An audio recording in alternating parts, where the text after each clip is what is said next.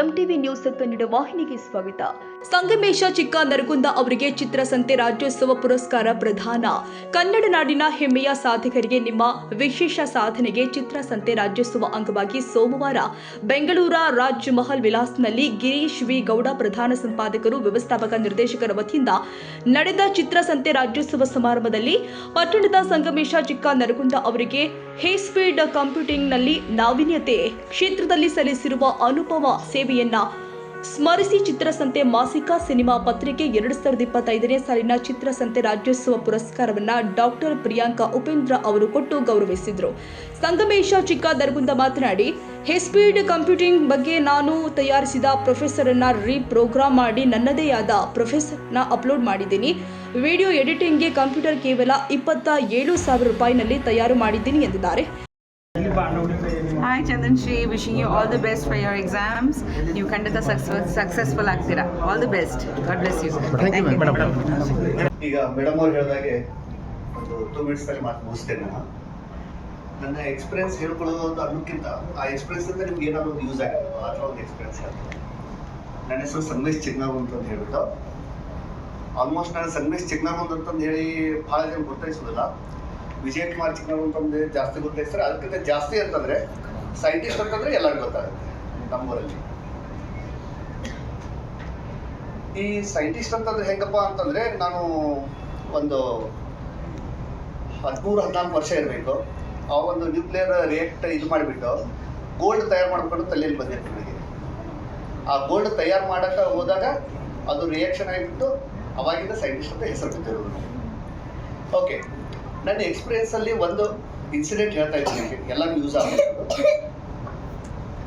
ಈಗ ನಾವೆಲ್ಲರೂ ಕಾಮನ್ ಆಗಿ ಪ್ರತಿಯೊಬ್ಬರು, ನಾ ಈಗ ಹೇಳೋದು ಭಾಳ ಇಂಪಾರ್ಟೆಂಟ್ ಪಾಯಿಂಟು, ನಾವು ಪ್ರತಿಯೊಬ್ಬರು ಎಲ್ಲರೂ ಏನು ಮಾಡ್ತಾ ಇದ್ದೀವಿ ಅಂತಂದರೆ ಫೇಸ್ಬುಕ್ ಮತ್ತು ವಾಟ್ಸಪ್ನಲ್ಲಿ ಸೋಷಿಯಲ್ ಮೀಡಿಯಾದಲ್ಲಿ ನಿಮ್ಮ ಡಿ ಪಿ ಹಾಕ್ತೀರಿ, ಗೊತ್ತಾ? ಡಿ ಪಿ ಹಾಕ್ತೀರಿ, ಫೋಟೋ ಶೇರ್ ಮಾಡ್ತೀರಿ. ಅದು ಎಷ್ಟು ನಿಮ್ಗೆ ಇನ್ನೂ ಯಾರಿಗೂ ಗೊತ್ತಿಲ್ಲ. ನಾ ಆ ಫೀಲ್ಡಲ್ಲಿ ಇದ್ಬಿಟ್ಟು 5 ವರ್ಷ ಆಯಿತು, ಅದ್ರ ಬಗ್ಗೆ ನಾನು ಸ್ಟಡಿ ಮಾಡ್ತಾ ಇತ್ತು. ನೀವು ಹಾಗೆ ಒಂದು ಇದು ಹೇಳ್ತಾ ಇದ್ದೀನಿ. ಈಗ ಒಂದು 5 ವರ್ಷದ ಹಿಂದೆ, ಈಗ ಒಂದು 2 ಇಯರ್ಸ್ ಆಯಿತು, ಅದರಲ್ಲಿ ವಾಪಸ್ ರಿಟರ್ನ್ ತೊಗೊಂಡ್ರು.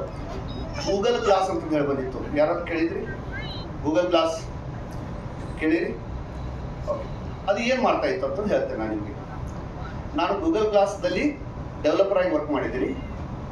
ನಿಮ್ಮ ಸ್ಪೆಕ್ಟಿಗೆ ಈ ಫ್ರೇಮ್ ಇದೆಯಲ್ಲ, ಆ ಫ್ರೇಮಿಗೆ ಇನ್ನೊಂದು ಫ್ರೇಮ್ ಬರುತ್ತೆ, ಇದೇ ನಿಮ್ಮ ಸ್ಪೆಕ್ಟ್ ಅದಕ್ಕೆ ಜಾಯಿನ್ ಆಗುತ್ತೆ.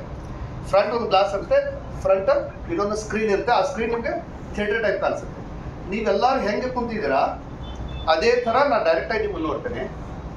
ಅದರಲ್ಲಿ ಪ್ಲಸ್ ಪಾಯಿಂಟ್ ಏನಿತ್ತು ಅಂತಂದರೆ ಅದರಲ್ಲಿ ನಾವು ಒಂದು ಡೆವಲಪ್ ಮಾಡಿದ್ದೆ. ಏನು ಡೆವಲಪ್ ಮಾಡಿದ್ದೆ? ಯಾವುದಾದ್ರು ಒಂದು, ಈಗ ಎಕ್ಸಾಂಪಲ್ ಒಂದು ಮೊಬೈಲ್, ಈಗ ನಾನು ಹೋಗ್ತಾ ಇದ್ದೀನಿ ಯಾವುದೊಂದು ಶಾಪಲ್ಲಿ ನಿಂತಿದ್ದೀನಿ. ಶಾಪಲ್ಲಿ ನಿಂತಾಗ ಆ ಡ್ರೆಸ್ ಪ್ರೈಸ್ ಏನಿದೆ ನನಗೆ ಗೊತ್ತಾಗ್ತಾ ಇತ್ತು. ಆ ಡ್ರೆಸ್ ಪ್ರೈಸ್ ಏನಿದೆಯಲ್ಲ ಅದು ನನಗೆ ಗೊತ್ತಾಗ್ತಾಯಿತ್ತು. ಅವರು 1,000 ರೂಪಾಯಿ ಹೇಳಿದರೆ 300 ರೂಪಾಯಿ ಇದೆ ಪ್ರೈಸ್ ಮಾರ್ಕೆಟಲ್ಲಿ. ಹೆಂಗೆ ಸರ್ಚ್ ಆಗ್ತಾ ಇತ್ತು? ಅದು ಗೂಗಲ್ದಿಂದ. ಭಾಳ ಸಣ್ಣದಾಯಿತು, ಕರೆಕ್ಟ್ ಅಲ್ವಾ? ಈ ವಿಡಿಯೋ ಮಾಡ್ತಾ ಇದ್ದೆ ನೋಡಿ, ನಮ್ಮ ತಮ್ಮ, ಅವನು ತಮ್ಮ ಅಂತಂದರೆ ನಮ್ಮ ಕಾಕನ ಮಗ ಮಂಜು ಅಂತ ಹೇಳ್ಬಿಟ್ಟು. ಅವನು ಇನ್ನೂ ನಮ್ದಿನ್ನೂ ಮದುವೆ ಆಗಿರಲಿಲ್ಲ. ಅವಾಗ